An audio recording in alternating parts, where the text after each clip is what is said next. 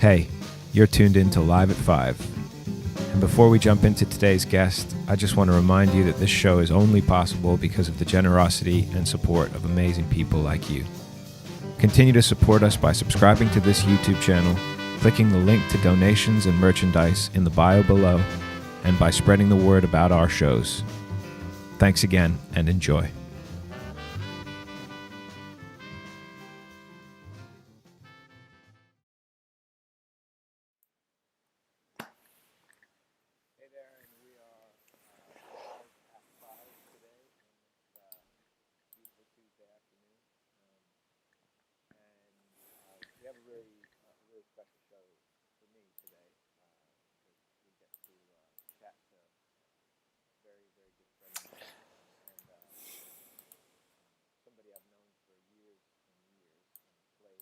Can't hear your audio. Oh, you can't hear my audio? No. You want me to turn on original sound? I think it might be me. Anyway, we're just going to bounce to this teaser while we fix this audio issue.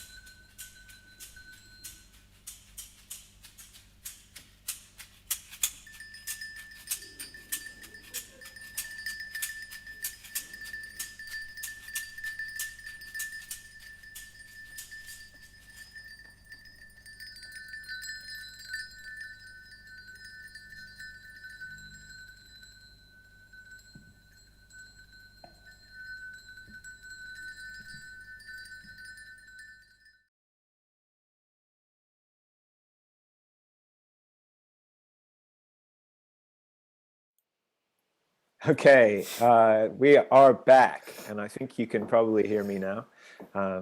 The gremlins in the system didn't want you to hear my jokes, but we've persevered, and now they're ready to go.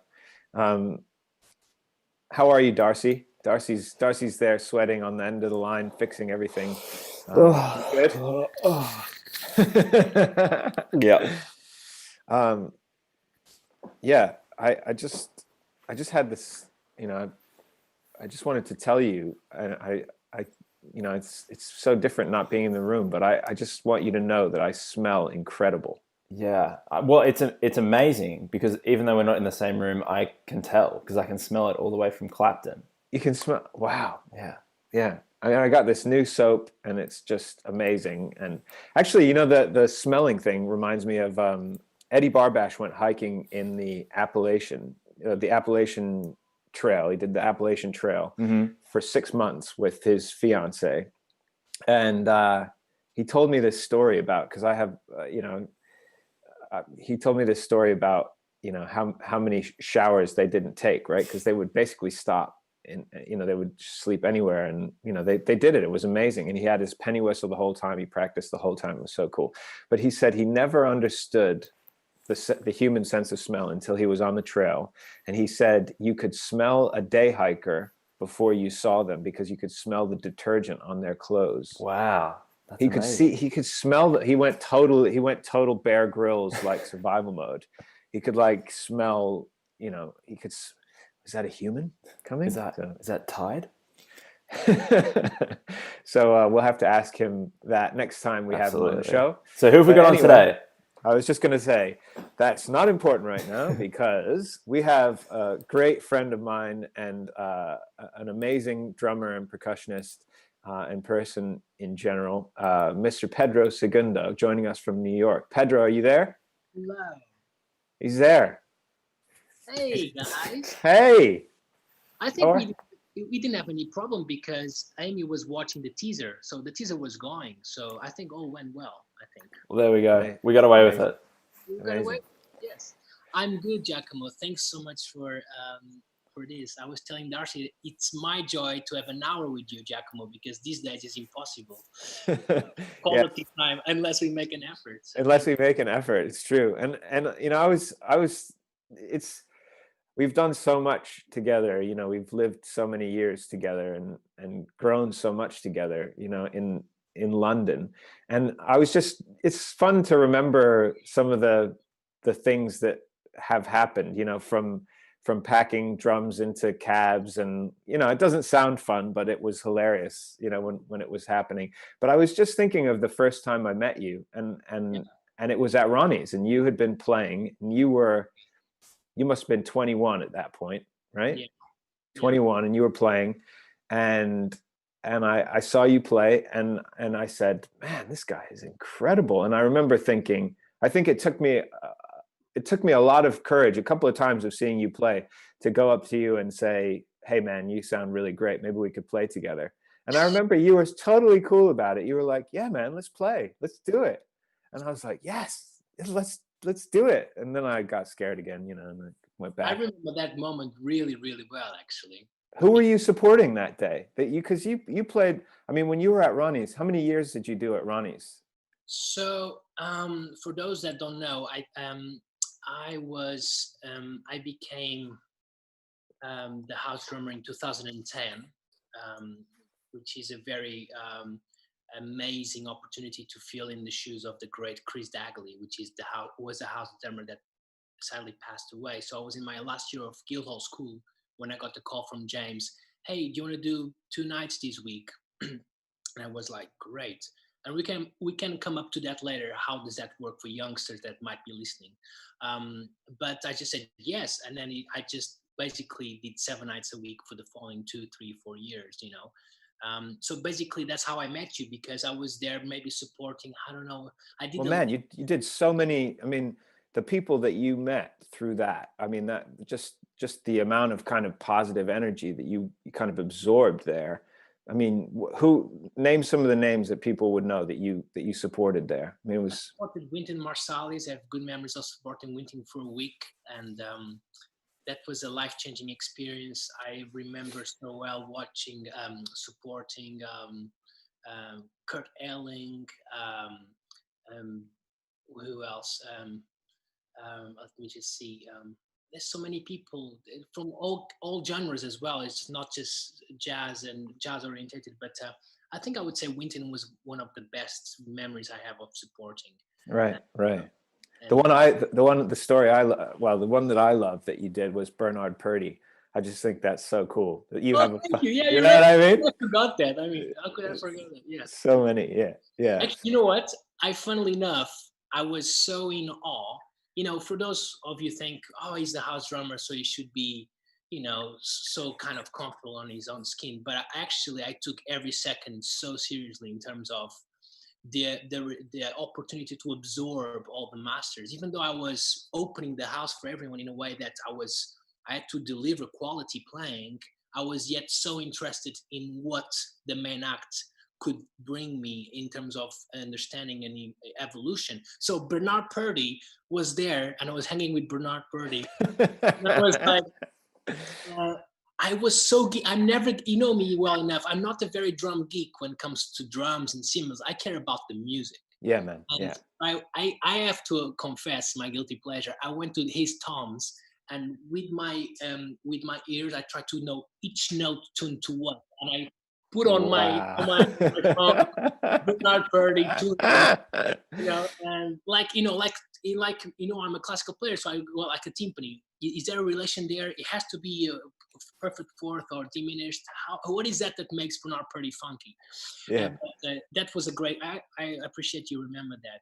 Yeah. That was just one of the ones that stood out for me. It's just, I mean, what an opportunity just to soak that up, and what a character as well. Character. Really so that Winton gig is a funny one, because I was at that was the year I moved to London. I'll tell you a funny story about that, which I think we were friends by that point for sure.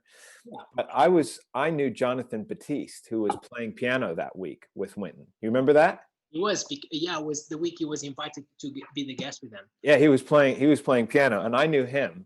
So I had called him up, and we were hanging out, a little bit beforehand. And I didn't have a ticket for the show, and I was trying to get, I didn't know anybody at Ronnie's yet, whatever. So I remember I was hanging out with them in the green room downstairs. You remember the green room downstairs at Ronnie's. And I walked up with them as they were walking into the house, and Winton was already backstage. But, this club is sold out, and I've just kind of wheedled my way into the green room to hang out with John. I'm just hanging out with my friend, whatever. And Nick Lewis doesn't know this, by the way, Darcy, so never tell him, because it would be tremendously embarrassing. But they walked in a line, and I walked in as if I was a member of the band, because I had my work clothes on. I had like a shirt and a tie and whatever. So I walked in, of course, there was no doubt. But anyway, so I walked in, and I managed to get right through. And when they went on stage, I just turned left, and I walked up the side. I walked up the side behind, where the seats are in Ronnie's, and I lay down, hid behind the back row of seats until the lights went down, and I watched the whole to do that. I mean, I did it. I'm not proud of it, but it happened. So next time I see Winton, I'll tell him that I snuck into his gig, didn't buy a ticket. We have loads of music from Pedro to dig into. So Darcy, let's jump into a track, and then we can talk about it later. I think I want to hear another one of the Segundo Stanley tracks, if you have one of those from Lisbon, and then we can talk about it afterwards.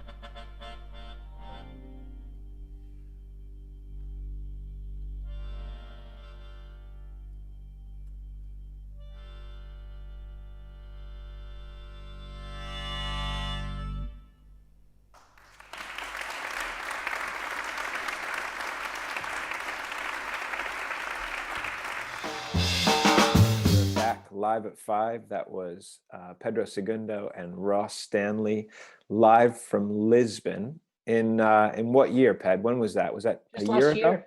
Last year ago, yeah. right? Yeah. Last year. Okay. It was So- our big gig in Lisbon's CCB, the cultural center over there. So it was big for us. Amazing, amazing. So what's that song? That's an original of yours. What's the kind of genesis of that? Senhor do Cais was basically all started with a very simple melody on the melodic, as you could hear, and basically was just a memory to my years in Lisbon and how sometimes that's what I say. The live album that I recorded this on the live album at Kansas Smitty's when we first had the first Hammond organ ever Man. in that basement, and basically to show how sometimes it's not about the complexity of the music notes wise. It's just a simple idea and have a full intended heart into that melody, and make it sing out the best way as possible. And the very rooted influence of the drum, the traditional drum from Portugal, but it goes beyond that. It's just a nice sort of mantra song that at least takes me back to the memories of being in Bairro Alto, an old region in Lisbon which you were there. Yeah, I was there in January. yeah, Just now. Exactly. So those were the streets that inspired me to deliver that song out as an original. And also it's good for me to embrace the composition side, because I've been very shy of putting it out, and I believe there is a big window and big next step for me into accepting that I can actually put the composition out and be proud about it. Yeah, I think it's funny, writing music it offers a whole different dimension of fulfillment as a musician, because if you play other people's music, you always focus on the minute aspects of the technicalities. Oh, did I play that note correctly, or did I play that right, or I don't deliver this part of the piece as well as so and so does, or so and so plays the clarinet concerto or whatever better than me. But if it's your piece of music, then you feel like you can play it with a different degree of honesty. It's yours, Yeah. There's I love that song. I remember it from the gigs that you did at Smitty's with Ross, which were some of the best gigs I think we've ever had down there. I mean, you say it was the first Hammond organ at Smitty's. I mean, there was a reason for that, because if you put a Hammond organ in Smitty's, you can't put anybody else in Smitty's, so like it's like half the room. No, but it was packed. Remember? Packed. I know. It was 1st of March of 2017 when we recorded it. Wow. The vibe was great. So if everyone has a chance to listen to it, is on Bandcamp on my website. Just go through the tracks, and it's you can really feel the atmosphere. I think the people really made a difference to that be a success, because everyone wanted to be there. Really, everyone wanted to be there and have a good time. And how the Hammond, and I must say, Ross Stanley can elevate anything he's on. And the fact that we got this opportunity that came out of just one of those Kansas Smitty situations where, Giacomo telling me, Pedro, why don't you bring Ross for one night? And it's like, how do you do that? So then we managed to just, let's go for it. And then with much or little preparation, we just brought where we knew we were comfortable doing. And more importantly, we had a very good dinner before the show. Where did you go? You go for tapas? We went El Ganso. Yeah. I love it. Like Pedro is like the Don of Broadway market, because he just walks. It's like a mafia protection scheme. He just walks around and he just waves to people, and it's like when you wave to someone, it's like I'll be there to collect later. He goes to El Ganso, and the guy is practically kissing your hand, which is just, I love it. I just love that moment. It's community. I love it. It's great. And that's what I miss about you guys in London. And by the way, I haven't left London 100%. I'm in New York, but my dynamic is between these both places right now. But London, I love when I come back, and I always check in on my favorite places to make sure they are all right. And that's for me what music is about. Take care of the fundamentals. Eat well, your community, check on them, and then everything else is just much easier to come across, because you know what I mean? Yeah. Food is everything to me, and having a good time. And that's how that night was a success, because me and Ross, we had a great meal. And that's the first thing first thing I said before eating was like, wow, that was a great meal. We're still full. And I remember you saying to me, are you ready, Pedro? Are you ready? I am. I'm full. I'm so. Yeah. That's amazing. Yeah. Well, so what kind of, I mean, you're I was just going to say about New York, we're talking about some funny thing to do with that headwear that we're gonna touch on. But you're a bona fide citizen of the world. You've been traveling everywhere, and you've been all over the States and Australia, and what have you enjoyed the most musically? What kind of musical insightful experiences have you had in New Orleans or other places or whatever, since you've been traveling so much? I love it. Thank you for that question. I have to say to everyone listening, be careful what you wish for, because I remember from the first minute I stepped into London ground in 2007, I took it so seriously in terms of every second counts here, because it's expensive. You are not in your own first language. So there's a lot of hard work you have to make in order to achieve some sort of success. And one thing I remember writing is, I want to make music in every corners of the world. And I said that really strongly to myself. I kind of put it down and wrote it. And suddenly I see things happening for me, And can you hear me? Yeah, I'm here. I can see things happening slowly, and it's only a result of what you put in your head and in your heart. It does become reality. So coming to concrete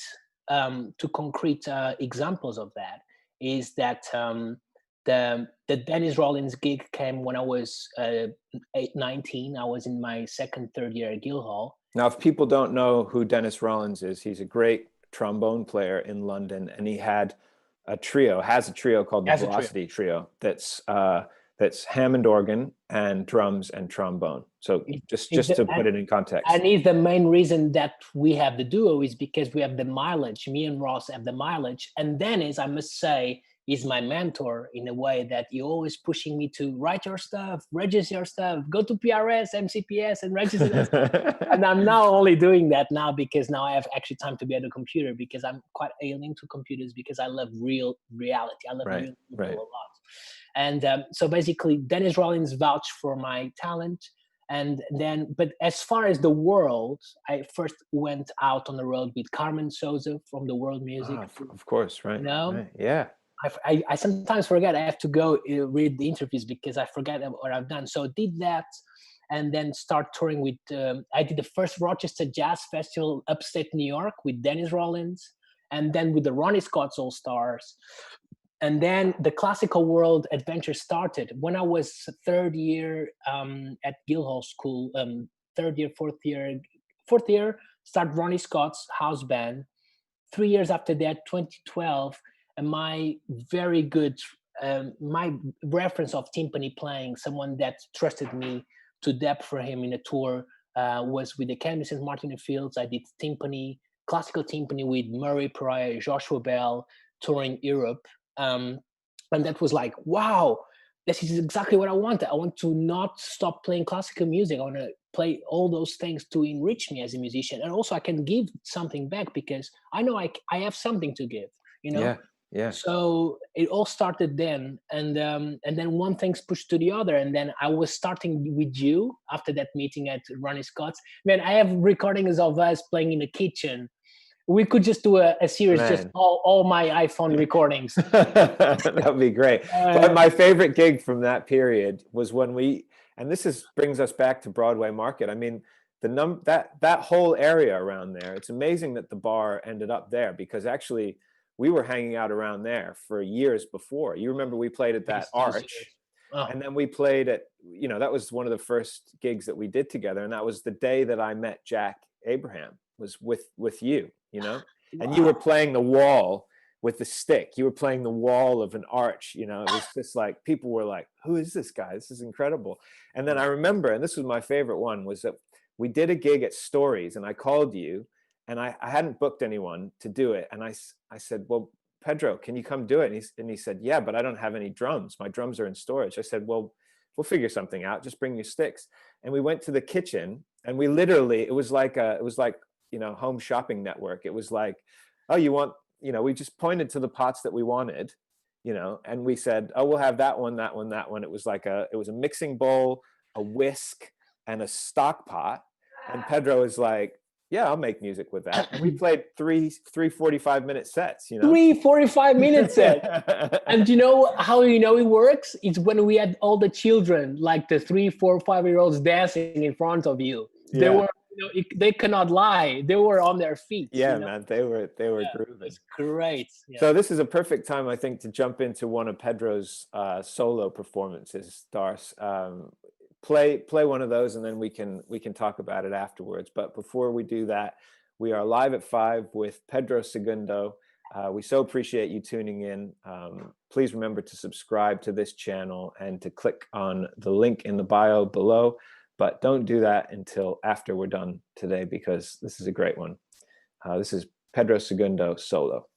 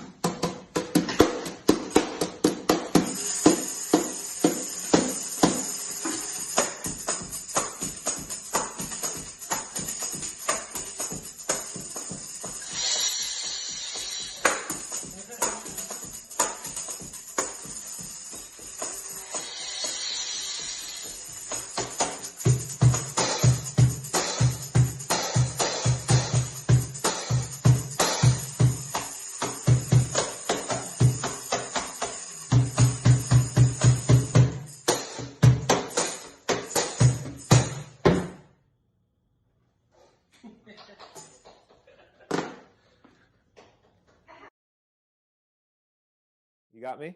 We're live at 5.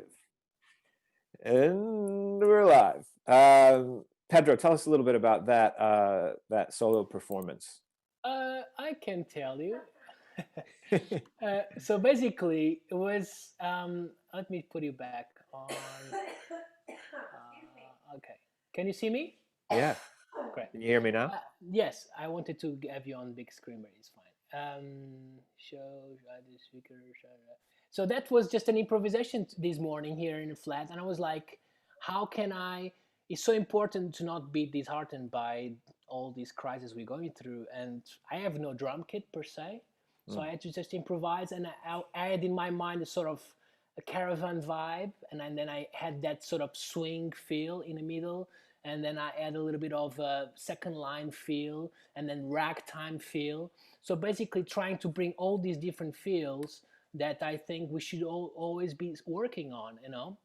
Yeah, So that's yeah, so that's wonderful. what it was. Yeah, Yeah. So we've had a request from Robin yeah. to Robin Katz, who was on the show last week. And now Ped, do you remember this? Do you remember the gig we played at Robin's dad's house? Where you came, and I know how long ago this was. This is crazy because you had just, I remember texting with you saying, come play this gig at my friend's dad's house. It's going to be fun. We're going to play some guitar and clarinet and stuff. And I remember you saying, I just got a phone with maps on it. because before we had the little, the drug phones, the The burners. Nokia, the Yeah, the 3210. Nokia, the one that actually had battery life that lasted for a week. I mean, I miss that now. I really do. Um, and you said, "Oh, don't worry, you don't have to tell me directions. I'll just put the address in my maps." And I remember thinking, "Wow, that's amazing." And once again, How did I afford that? I don't know. and I remember you showed up and we played, and you played a silver tray, right? That everybody was really impressed about you playing the silver tray, except for Robin's mom, because Oh my God. she was like, he's playing the silver tray. Grandma's silver tray from 1830. Yeah. Yeah, exactly. So anyway, for Robin, maybe you can play this. Okay. The what is it? A hang drum? Hang drum, yeah, hand pan. Hand I pan. want to just try to have the thing because my video is very small now, but I can still do it. It's fun. Yeah. It's fun. All right, Robin, this is for you. Let's call this Sonata for cats. It's not a. I can definitely do that. All right, a little piece for you. Enjoy. Can you see? Okay. Yeah, beautiful. Cool. All right.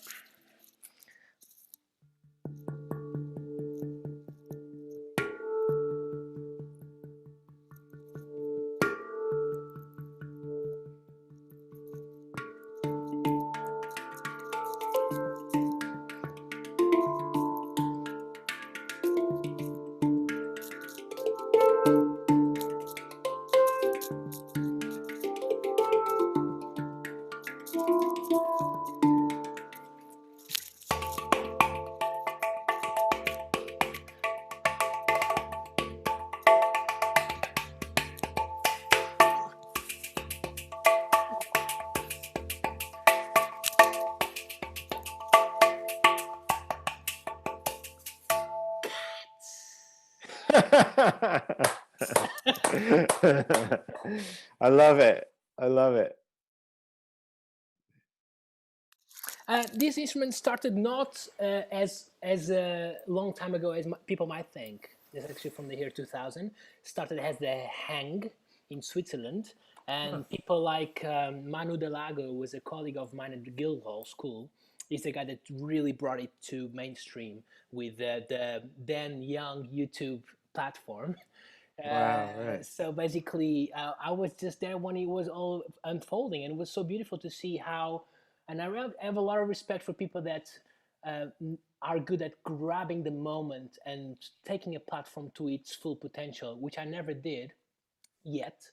Yeah. But because I've been exploring the craft in real rooms for real people in a very small environment without the kind of internet potential. Right. But it's to be explored.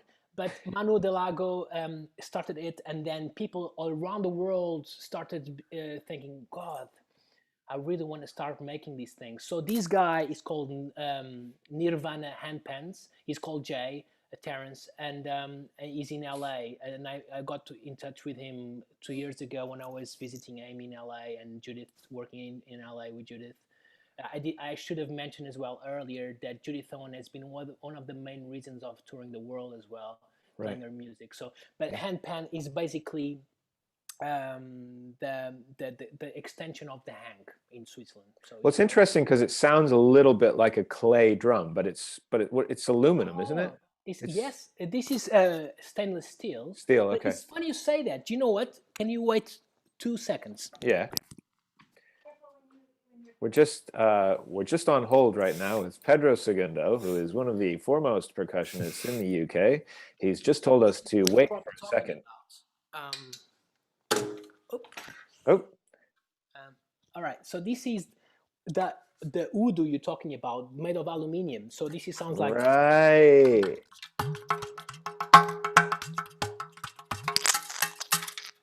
so it's probably is a mixture of that and sorry, the audio just stopped. No. It's amazing. Yeah, so that's it. Yeah, So that's more of a kind of a simulated clay drum. that's a simulated. That's the clay drum made for touring, so it doesn't break because Right. it's made of aluminium. You know what I mean? Yeah. So it's so inspiring. It's great. So for people who don't know that sound, if you're not a percussionist, it's often used in Indian classical music, isn't that right? Yes, and £5 for you. Just I'll take it. Do you ship internationally? Can I get it on Amazon? well, let's wait for the pandemic to finish. Okay, deal. I think we have one more video of Pedro playing. Is that true? Cool. So we'll jump into this and Also, I would like to. There's a question someone asked, and let's make sure we cover that. Is about what repertoire I developed while being at Ronnie Scott's. Let's remember that. great idea. Cool. So this is another solo from Pedro Segundo.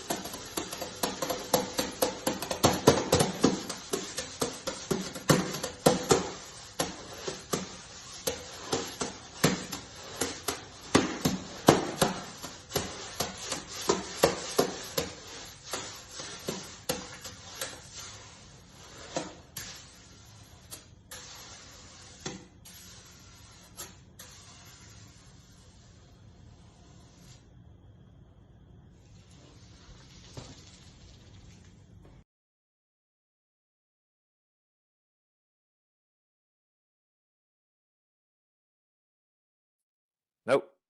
He can see me. We're back live at 5. And that was Pedro Segundo with another solo improvisation. So Pedro, I know you're in New York right now, and as an American, I know You what are kind of I know what kind of risk you're taking wearing that hat Why? out to the streets. But people can't quite see because it's one of my hats. But if you turn it around, what? Oh, you mean that? What does that mean? That is the that B is for a symbol. Battersea. B for Battersea. That You is know- it. That's a symbol of the mortal enemy of New York City citizens, the Boston Red Sox, which were the first pandemic to plague the New York City citizens. But I'm so glad that you're wearing that. It's so funny you mentioned that on the hat because I didn't notice this until Amy. We were walking on the street and she was like, "Honey, you really taking a risk here." And I said, "Why? It's a red hat. What's the problem? You know, it's really nice. I look, it's comfortable, and I think it's Giacomo, so it's cool. You know, Yeah. It's like It has some good. don't wear it tomorrow, please, because last time I worn it, people spit on me. Well, it's amazing. You're very brave. You're a very brave man. So you were going to reference a question from before about you were going to reference a question from before that about your repertoire when you were working at Ronnie Scott's. You know, how did that develop? Someone asked a friend to address that, and I think it's really important because that also connects to the Kansas Smitty's sound, early sound. Because for those of you listening, I no longer play with the Kansas Smitty's house band, even though I'm very well in touch and love them. And also important to know how to pass on as well. People get sometimes too hanging to their jobs. Is my band and I should never leave, but it's important to let things flow because you cannot be at two places at the same time. Sadly, you cannot. So the best lesson for me with Kansas was how to be able to understand when is your time to pass it on. You know, it's with no hard feelings. So when I was in Ronnie Scott's was a great school of piano trio. So I really developed a beautiful sound. Not the beautiful sound. I developed a research into the beautiful sound of Oscar Peterson, Errol Garner, Hamad Jamal, and also, and I must say here how much classical music helped me being a better drummer because it's all about chamber music. After all, it's about blending your sounds to the surrounding musicians more than yourself. So for me to play every night for an hour, and then of course I would stay to the late show, as you know, we would hang out until 3-4 o'clock in the morning because that's the espresso martinis. Espresso martinis on the go, hiding behind seats. There's no shortcut. There's no shortcut for learning this music, and I'm no one entitled to say this because I'm in New York, especially. There's so many people that are more entitled than myself. But I know I've done my homework and I know what I like. And I had a journal about who is Bill Evans' drummers, how many of them, and who was a very important figure in drumming before Philly Joe Jones. Because when I say Joe Jones, it's not Philly Joe Jones. I talk about Papa Joe Jones. All right. So go chart on those guys. So that was my school of playing when I was in Ronnie's. A lot of piano trio. So I really developed that sound and also how to explore the potential of the brushes, how can you have intensity with the brushes before you move them to the sticks. It's like Adrian Banding, the timpani player I mentioned earlier, or at some point, he has this sonata form for sticks, for the timpanis in symphonies. I apply that to jazz playing as well, which is you have to have a sonata form of how to explore from your hands, because I see a lot of drummers not using their hands. I don't know. You mean when you're taking a solo? You mean like you have this arc of kind of a composition? Yeah, right. Solo, okay. And also the tuning itself, because you have A, like sonata form, isn't it? Yeah, exactly. You're so right. Yeah. So basically you have the AABA for the first chorus, and then AABA for the second, and it's up to you to develop that sound so it doesn't become monotonous. Yeah. Well, exactly. I think that's I'm a big believer in emphasizing and reinforcing the form of a song.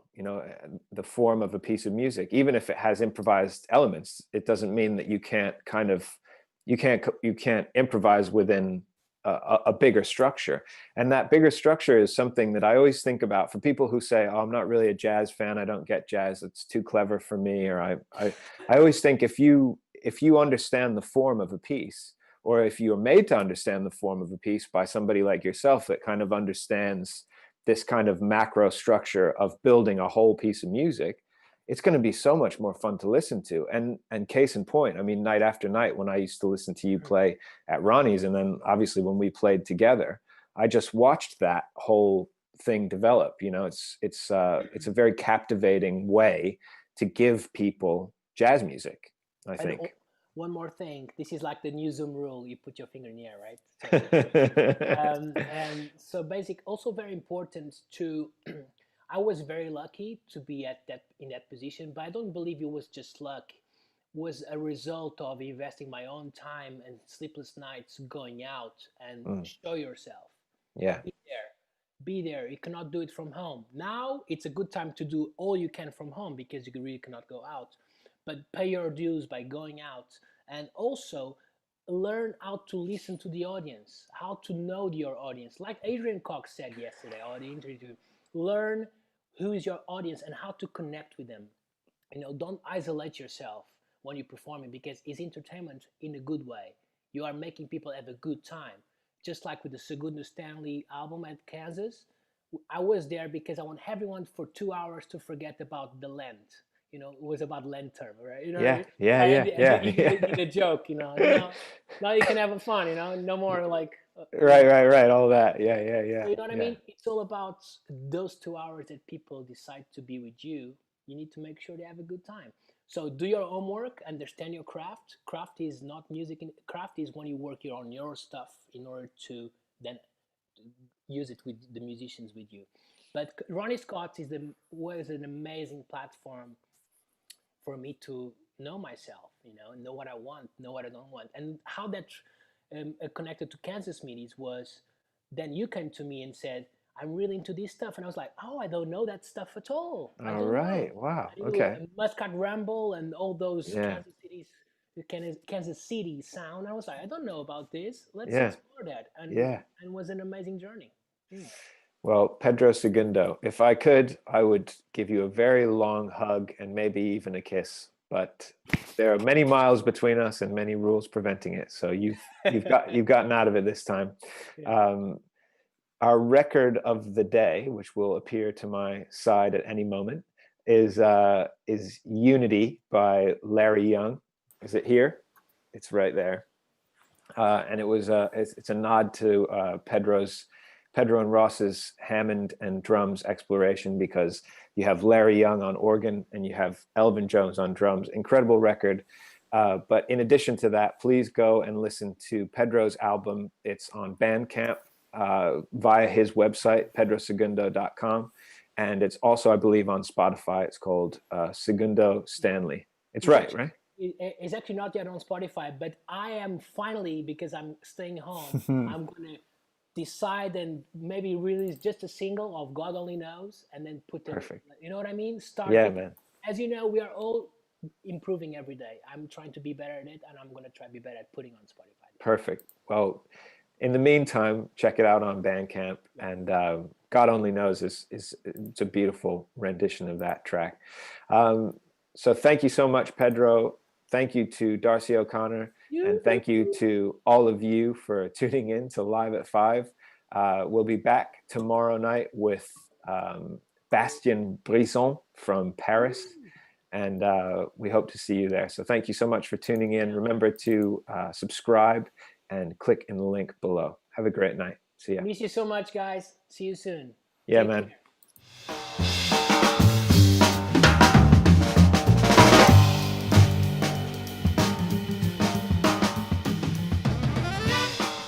Thanks again for listening to Live at 5. Remember to subscribe to this channel and click on the link in the description to see where you can donate, sign up for a Smitty's membership, or buy our records and merch. See you tomorrow. Thanks again.